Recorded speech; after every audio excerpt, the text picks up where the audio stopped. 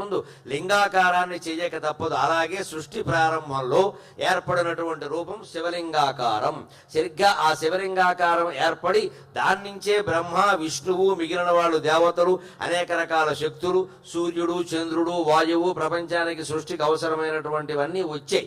అయితే ఈ విషయం తెలియక తరువాత కాలంలో పుట్టినటువంటి విష్ణువు, ఆయన నుంచి ఆయన నాభి కమలంలోంచి ఉదయించినటువంటి బ్రహ్మదేవుడు ఇద్దరూ కూడా నేను ముందంటే నేను ముందని అహంకారానికి లోనయ్యారు. శివరాత్రి కథలో ఉంటుంది ఈ విషయం.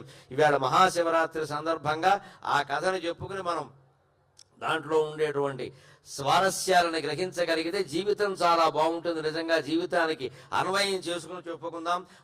అప్పుడు మహాశివరాత్రి యొక్క మహాఫలం మనకి దక్కుతుంది ఖచ్చితంగా.